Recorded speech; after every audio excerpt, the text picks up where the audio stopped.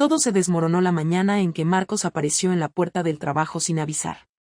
Venía con los ojos rojos, la mandíbula apretada, y en la mano llevaba una caja. Una caja pequeña, de cartón, sin tapa, con mi pulsera favorita dentro y un mechón de mi pelo atado con la misma goma que usé la noche anterior. Fue tan directo que no me dio ni tiempo a fingir, ni a pensar en una excusa. Solo lo miré, en silencio, mientras me sentía desnuda en mitad del pasillo de la clínica. No dijo nada.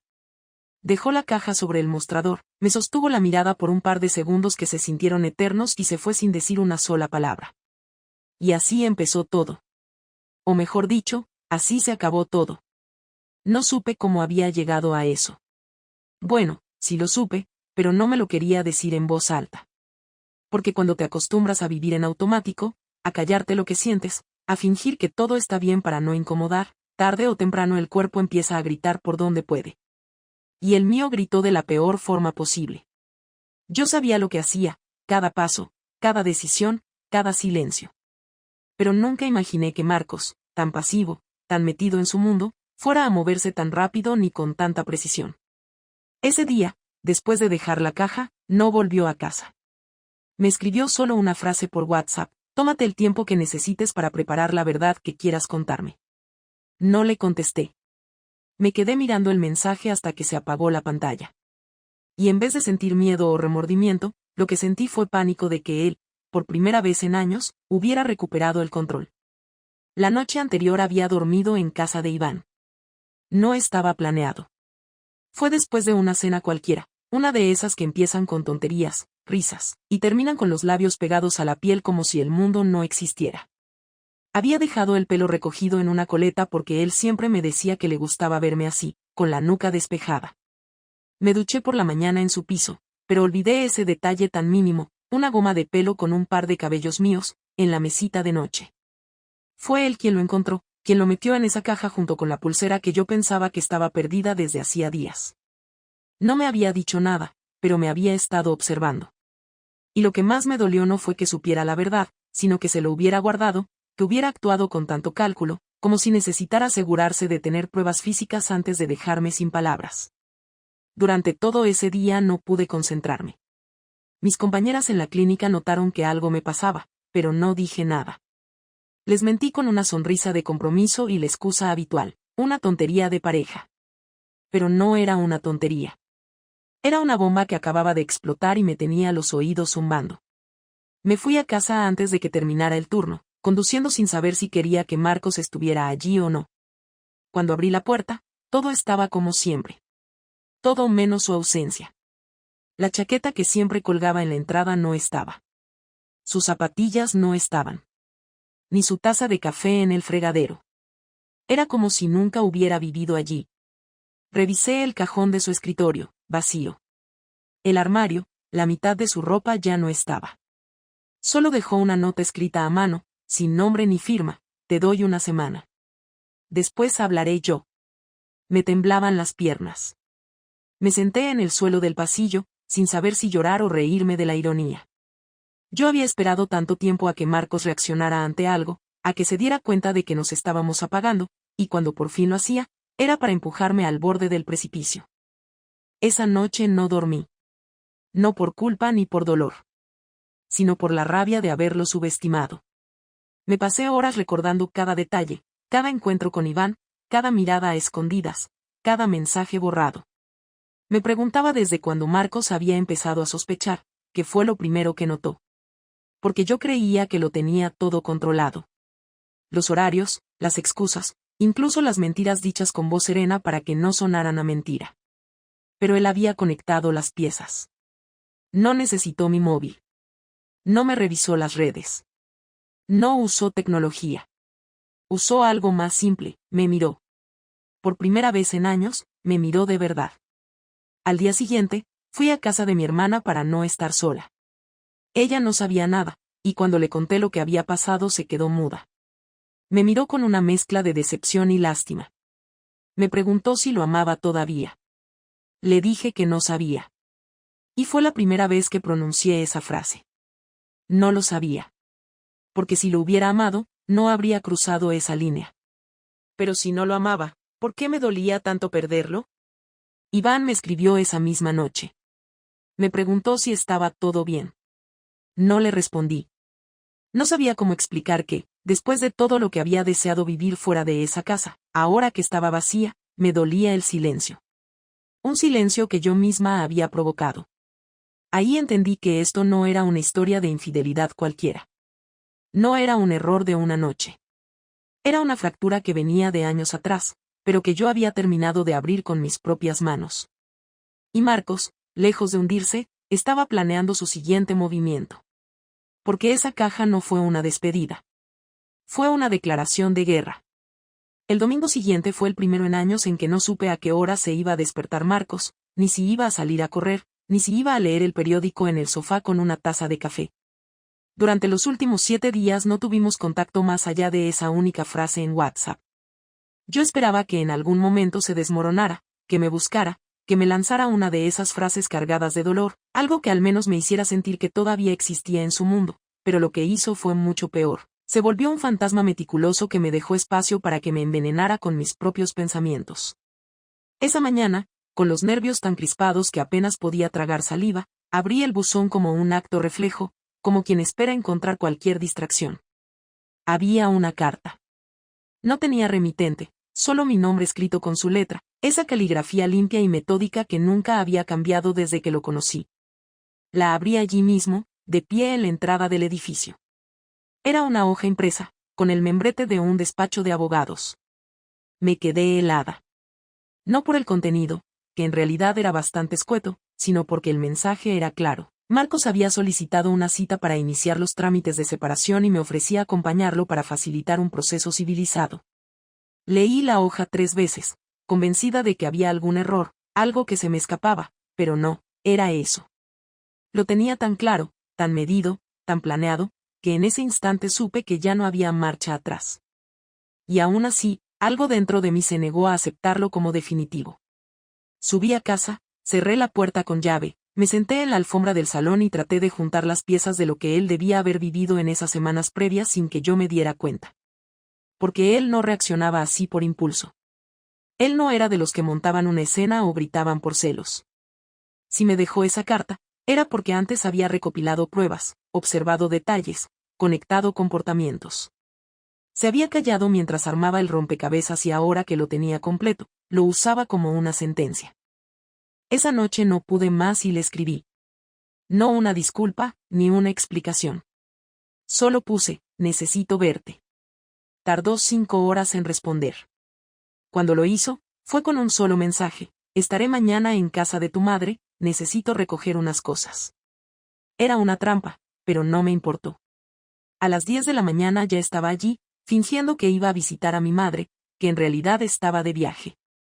Cuando abrió la puerta, me encontró parada en el pasillo, con la cara pálida y las manos sudando. Me miró sin sorpresa, sin odio, con esa neutralidad que duele más que un grito. Entró sin decir palabra, pasó junto a mí y fue directo a su antigua habitación. Yo lo seguí en silencio. ¿De verdad pensabas que no me iba a dar cuenta?, dijo mientras abría el armario. Me quedé inmóvil, sin saber qué versión contar. Tenía 10 frases ensayadas, cada una con un grado distinto de verdad, pero ninguna me salía de la boca. No fue planeado. No es lo que piensas, murmuré al final, sabiendo que era inútil. Claro que fue planeado, respondió mientras doblaba una camisa. Lo que no planeaste fue que yo te observara. Que por una vez dejara de ser un mueble más de la casa. No sabes lo que he sentido estos meses, intenté justificarme. Tú ya no estabas, aunque estuvieras físicamente. No me veías. No me tocabas. No preguntabas nada. ¿Y esa es tu justificación para acostarte con otro? No lo busqué, simplemente ocurrió. Eso no ocurre, me interrumpió, mirándome por primera vez con algo más que frialdad. No te caíste sobre él. No tropezaste con su cama. Lo construiste, paso a paso. Y mientras lo hacías, dormías a mi lado como si nada. Su voz no temblaba. Eso fue lo peor. No era un hombre destrozado, era un hombre que ya había llorado todo antes de enfrentarme. Yo, en cambio, estaba hecha un nudo por dentro, sintiéndome desarmada, sin saber cómo revertir algo que ya había explotado en 1000 pedazos. Solo quiero entender desde cuándo lo sabes, le pregunté, porque necesitaba al menos eso, un punto de partida que me ayudara a reconstruir su proceso. Desde hace un mes. Te duchaste al volver de la clínica, como siempre. Pero olías a colonia de hombre. Una que no es la mía. Me quedé helada. Recordaba ese día. Era verdad. Me había quedado a solas con Iván en su coche, después de una de sus clases. Me abrazó, solo eso, y su perfume se quedó en mi ropa. Marcos lo detectó, y en vez de preguntarme, decidió observarme. Después fue fácil, continuó. Empezaste a cuidar más tu aspecto. Cambiaste tu forma de hablarme. Me mentiste con una naturalidad que daba asco. Así que no te revisé el teléfono. Solo presté atención.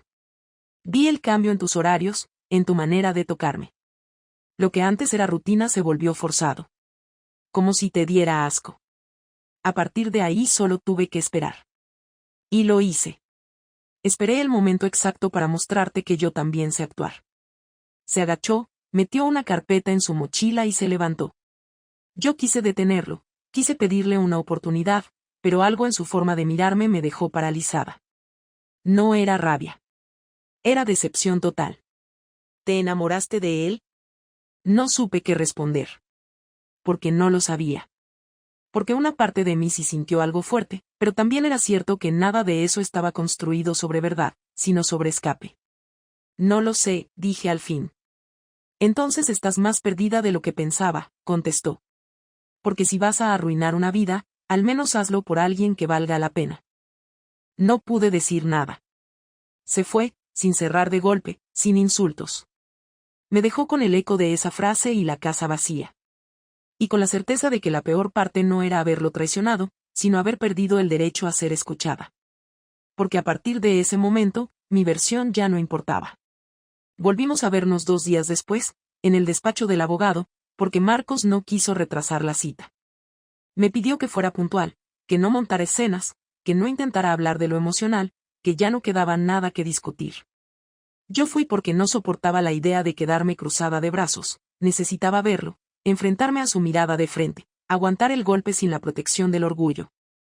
Cuando llegué, él ya estaba ahí, sentado, serio, con una carpeta encima de la mesa y los papeles abiertos. Ni me miró cuando entré, solo le hizo un gesto al abogado para que empezara a hablar. El tipo, un señor mayor, profesional y sin emociones, comenzó a explicar punto por punto cómo podía hacerse la separación de mutuo acuerdo, cómo dividir los bienes, cómo organizar el tema del piso, que aunque estaba a nombre de los dos, él ya no tenía intención de volver a pisarlo. Yo no escuchaba nada. Oía sonidos, palabras, pero no entraban. Solo pensaba en su mandíbula tensa, en sus manos entrelazadas, en cómo no me miraba ni una vez, como si yo fuera una figura más en la sala, como si ya no tuviera derecho ni a ocuparle la vista. Cuando el abogado terminó, me preguntó si tenía algo que decir. Antes de que pudiera hablar, Marcos dijo que prefería tratarlo legal por correo, que no veía necesidad de más encuentros presenciales. Eso me sacudió. Era como si ya no solo no me quisiera, sino que además le diera exactamente igual lo que yo sintiera. Fue entonces cuando perdí el control, aunque me había prometido no hacerlo. Me levanté y le hablé directamente, sin filtro, sin vergüenza, porque en ese momento no había nada más que perder. ¿De verdad vas a actuar como si nunca existí? ¿Como si todo esto no significó nada? No respondió. Miró al abogado y le pidió unos minutos a solas conmigo. Cuando el hombre salió, se reclinó hacia atrás, me miró por fin, con los ojos cargados de agotamiento, y dijo lo que no quería oír. No es que no significara nada. Es que tú lo convertiste en otra cosa. No soy yo quien lo destruyó, fuiste tú. Y ni siquiera tuviste la decencia de admitirlo a tiempo. Te vi desmoronándote, te vi esconderte en otro cuerpo, te vi construir tu nueva versión sin mí. Así que no me pidas que finja afecto cuando ya no queda ni respeto. Yo quería explicarle que nada fue tan claro como él lo veía, que no fue un plan, que simplemente me sentí sola, y que eso no lo justificaba pero sí lo explicaba. Quise hablarle de Iván, de cómo se metió en mi cabeza sin permiso, de cómo me ofreció algo que ni sabía que echaba de menos, pero cada vez que intentaba abrir la boca, Marcos me detenía con la mirada.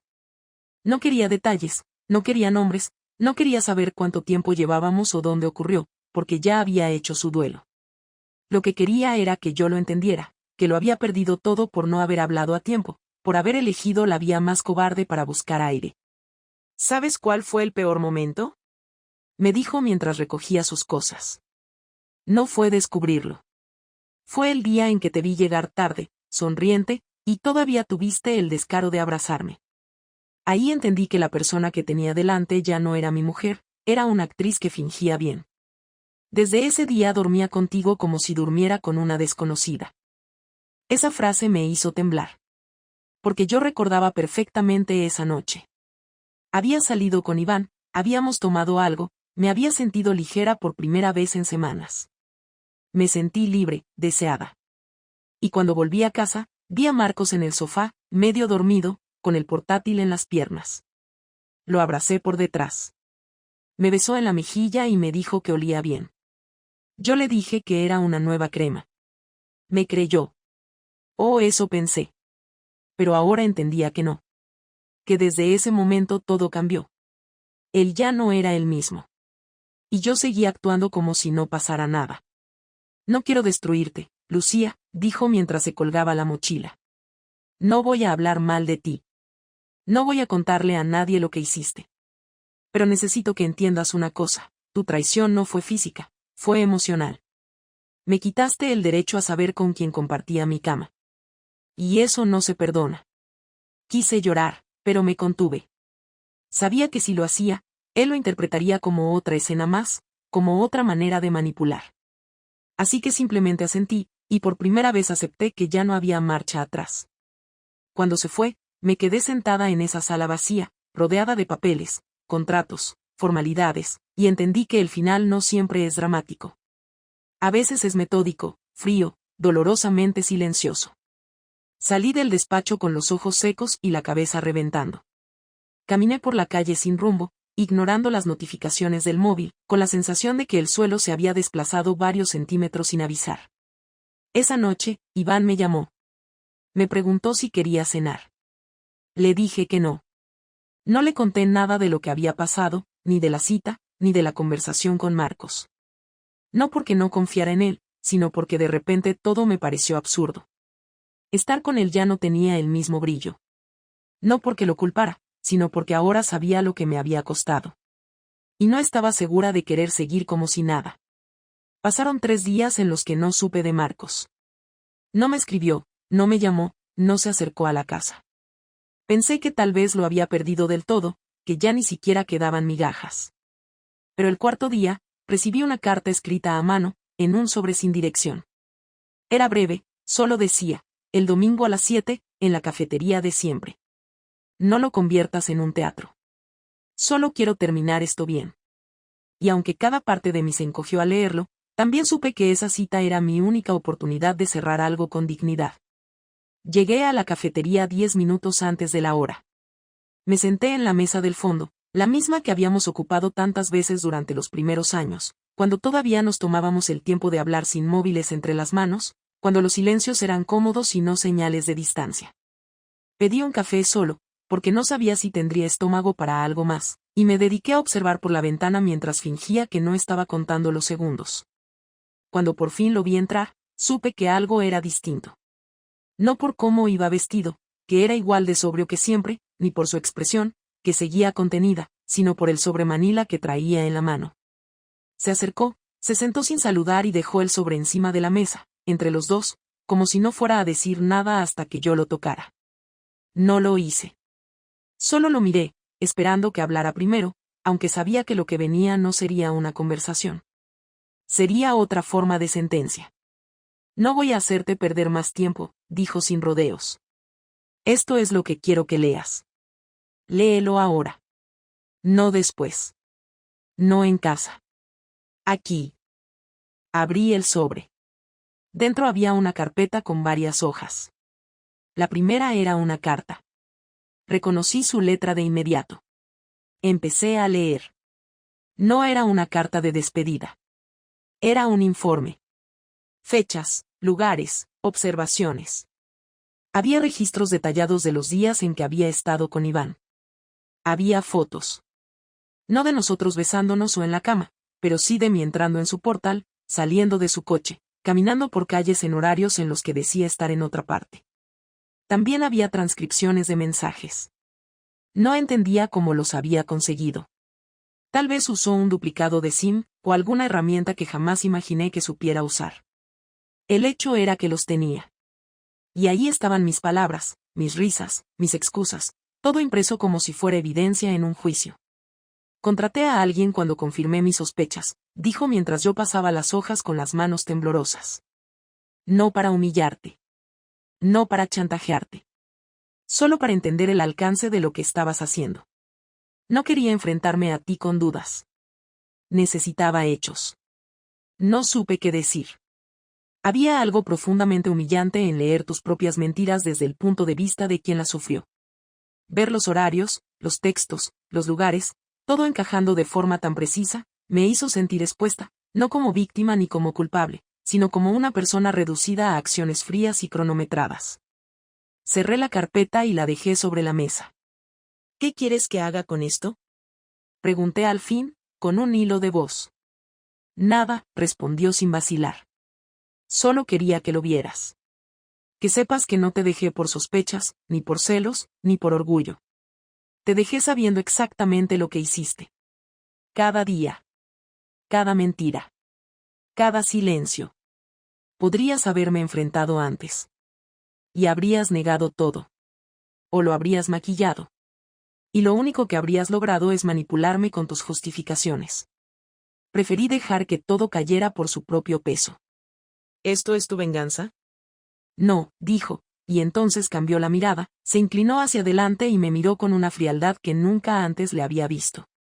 Eso viene ahora. Se sacó del bolsillo una llave. Me la dejó sobre la mesa.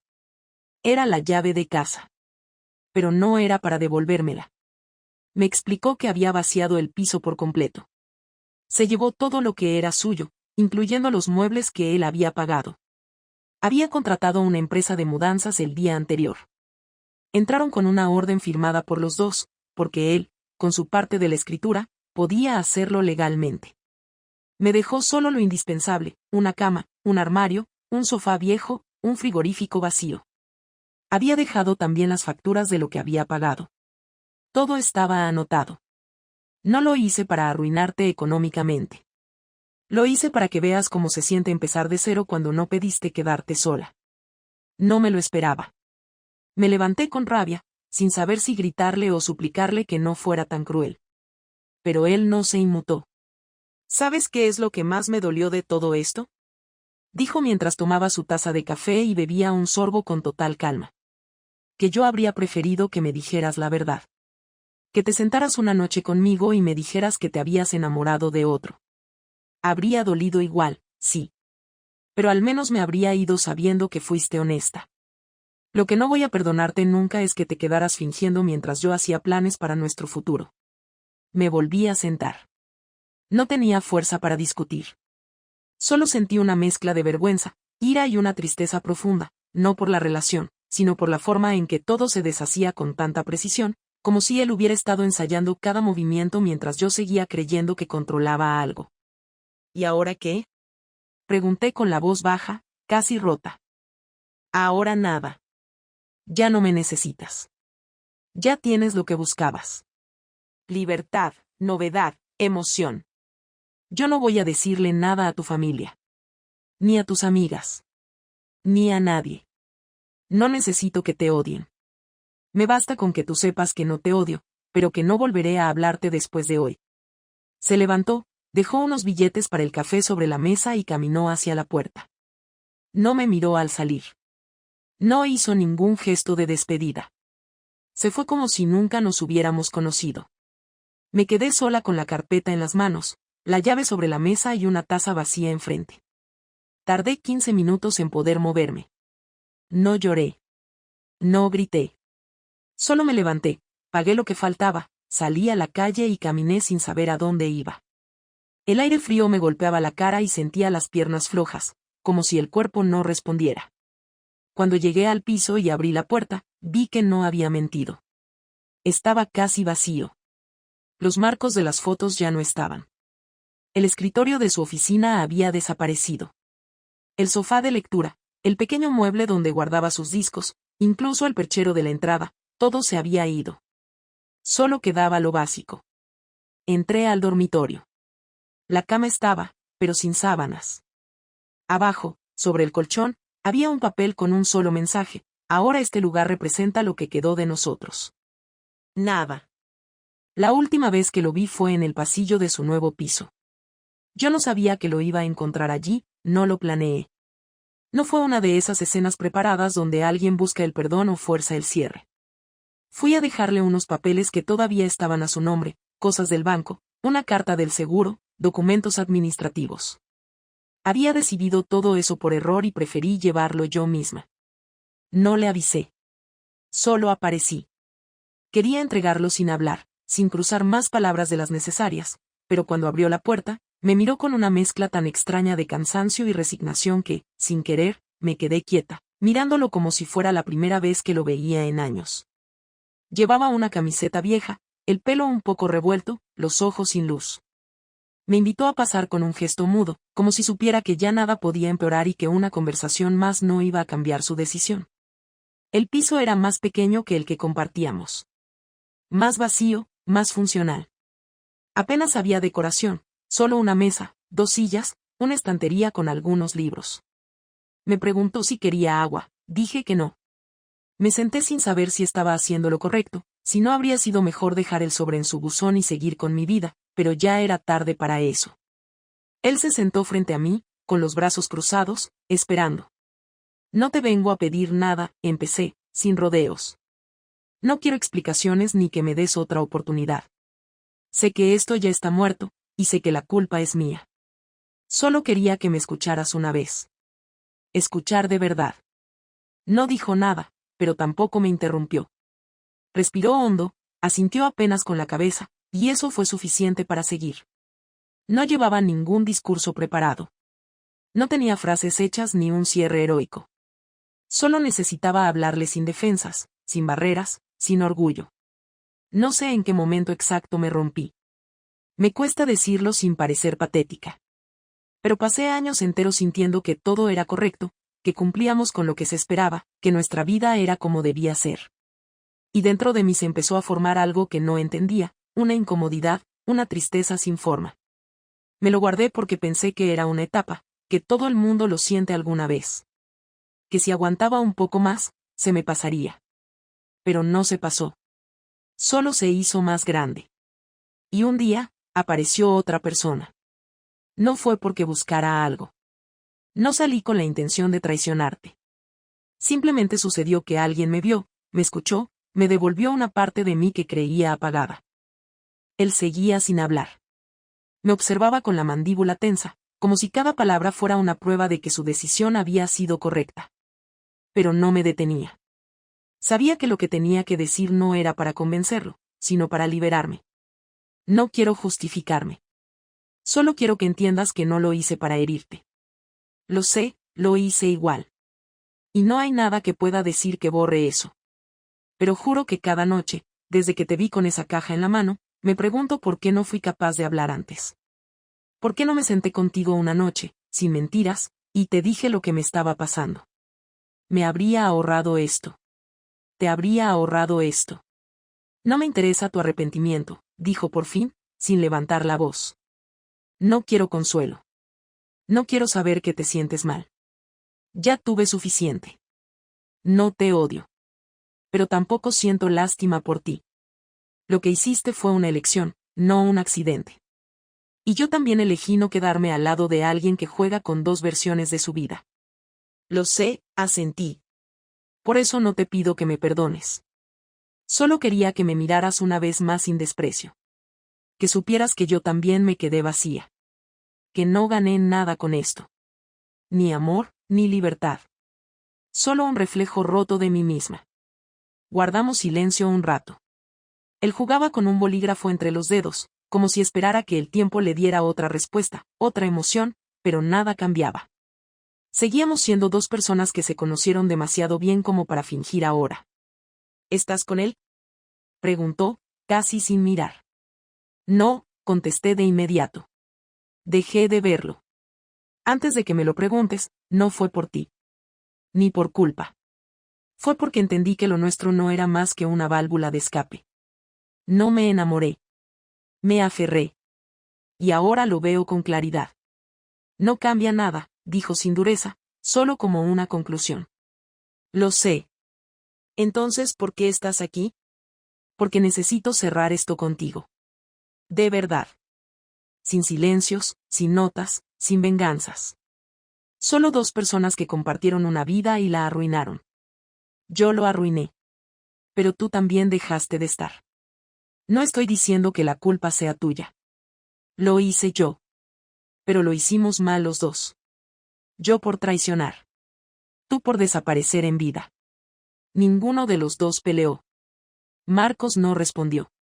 Se quedó mirando hacia un punto fijo en la pared, y durante un momento pensé que iba a echarme. Pero después se levantó, fue hasta la cocina, volvió con 2 vasos de agua, me dio uno y se sentó otra vez. No lo bebí. Solo lo sostuve entre las manos. Él sí bebió un sorbo y volvió a hablar. No puedo perdonarte. Pero tampoco quiero vivir en guerra contigo. No te deseo mal. No me alegra que estés mal. No me interesa saber si te arrepientes. Lo único que quiero es que no volvamos a cruzar nuestras vidas. Porque cada vez que te veo, recuerdo cómo me sentí. Y no quiero vivir con eso. Entiendo, dije sin forzar emoción. Te deseo paz. Y que algún día puedas entender todo esto con distancia. No para justificarlo. Para no repetirlo. Gracias por decirlo, respondí. De verdad. Nos quedamos unos segundos más. Después me levanté. Él no me acompañó a la puerta. No hubo abrazos, ni últimas frases, ni miradas largas. Solo un movimiento leve de cabeza a modo de despedida. Salí sin mirar atrás. Caminé por las escaleras como si cada peldaño me quitara un poco del peso acumulado. Cuando llegué a la calle, me senté en el bordillo y por fin lloré. No por él. Por mí. Por lo que dejé que se destruyera, por lo que no supe cuidar, por lo que nunca supe pedir. Han pasado 6 meses desde que lo vi por última vez y, aunque me despierto sin sobresaltos, aún no hay un solo día en que no lo piense al menos unos segundos.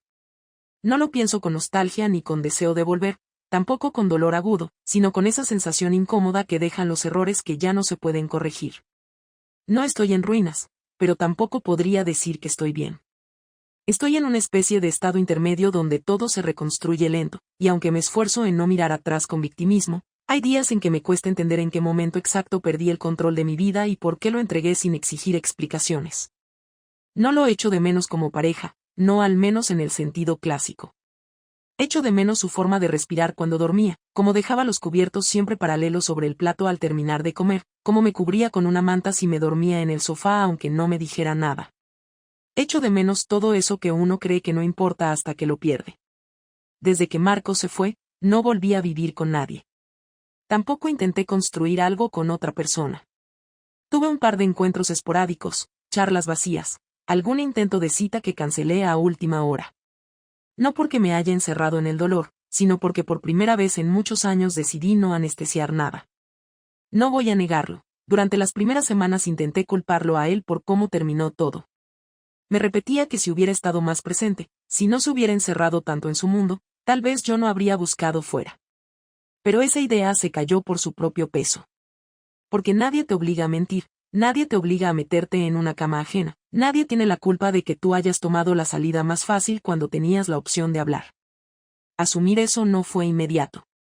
Tuve que repetírmelo muchas veces, enfrentarme a los hechos, revivir cada conversación, cada mentira, cada noche en que fingí normalidad con una frialdad que ahora me asusta. Y cuando entendí que todo eso lo había elegido yo, empecé a sentir una especie de alivio extraño. No porque me quitara la culpa, sino porque me devolvió la capacidad de hacerme responsable. La relación con mi familia cambió. No porque les haya contado todos los detalles, pero lo suficiente para que entendieran que la ruptura no fue casual. Mi madre se alejó durante un tiempo. Me dijo que no sabía cómo reaccionar, que le dolía verme convertida en alguien que no reconocía. Me dolió más que cualquier palabra de Marcos. Pero no la juzgué. Sé que cuando decepcionas a los que te quieren, No puedes exigir comprensión inmediata. Con el tiempo volvimos a hablar, de a poco, como se reconstruye algo dañado. No hay abrazos largos ni confidencias como antes, pero hay presencia, y con eso me alcanza por ahora. Mis amigas se dividieron en dos grupos, las que intentaron justificarme y las que se limitaron a guardar silencio. Me quedé con las segundas. No necesito que me defiendan, necesito que me miren con la verdad, aunque duela. En cuanto a Iván, no volví a verlo. Me escribió 2 veces. La primera fue para preguntarme cómo estaba. No respondí. La segunda fue para decirme que entendía mi distancia, que esperaba que todo se calmara con el tiempo. Bloqueé su número después de eso. No por rencor. Simplemente porque entendí que lo que compartimos fue una reacción, no un vínculo. Fue el síntoma, no la solución. Si hubiera seguido viéndolo, habría vuelto al mismo círculo de evasión, de excusas, de querer llenar huecos con personas. No quería eso más para mí. Volví a terapia. No fue fácil retomar, sobre todo porque la última vez había mentido mucho sobre mi relación. Esta vez decidí no guardar nada. Me senté frente a la psicóloga y le conté todo desde el principio. No busqué comprensión, solo quería ser brutalmente honesta, incluso en lo peor. Me hizo muchas preguntas incómodas. Me enfrentó a decisiones que prefería no revisar. Pero necesitaba eso. No para sentirme culpable, sino para entender. Descubrí cosas que me costó aceptar, como que siempre fui pasiva en mis relaciones, como que aprendí a callar antes de quejarme, como que prefería actuar bien antes que ser sincera. Todo eso me llevó a la infidelidad, no por deseo, sino por falta de coraje. Hoy vivo en otro piso, más pequeño, con lo justo. No tengo fotos colgadas ni recuerdos expuestos. Estoy construyendo algo que todavía no sé cómo va a lucir. He aprendido a estar sola. A cocinar para una sola persona sin sentir que falta a alguien en la mesa. A dormir en la cama sin estirar el brazo esperando otro cuerpo. A mirarme en el espejo y no buscar excusas. No soy otra persona, no cambié radicalmente, pero ahora al menos me reconozco. No tengo intención de buscar a Marcos. No quiero recuperar nada. No por orgullo, sino porque entendí que cuando destruyes a alguien con tus actos, lo más honesto es no obligarlo a seguir compartiendo espacio contigo. Le escribí una carta que nunca envié. Está guardada en una caja junto a un par de fotos que no quise tirar. En esa carta le agradezco. No por haberme dejado, sino por haber puesto límites. Por no haberme gritado, por no haberme expuesto. Por haber elegido la dignidad cuando yo no supe hacerlo. Tal vez algún día la lea, o tal vez no. Ya no me importa. He aprendido que el perdón no siempre llega como uno espera. Que no siempre viene de la otra persona, y que a veces ni siquiera es necesario. Hay errores que no se borran, solo se entienden. Y con eso basta. No necesito que nadie me diga que lo que hice fue humano, que todos nos equivocamos. Ya lo sé. Pero también sé que hay errores que se pagan con soledad. Y estoy dispuesta a pagarlos sin descuento. No sé si alguna vez volveré a enamorarme. No es una prioridad. Si pasa, bien. Si no, también. Lo que sí sé es que no quiero volver a convertirme en una versión vacía de mí misma. No quiero vivir por inercia ni compartir mi vida con alguien solo por rutina. Si algo me dejó todo esto, es la certeza de que no se puede construir nada duradero sobre el silencio. Si no hay diálogo, si no hay verdad, lo demás se cae tarde o temprano. Yo lo aprendí cuando ya era tarde, pero al menos lo aprendí. Y eso, aunque no arregle lo que rompí, es el único punto de partida real que tengo.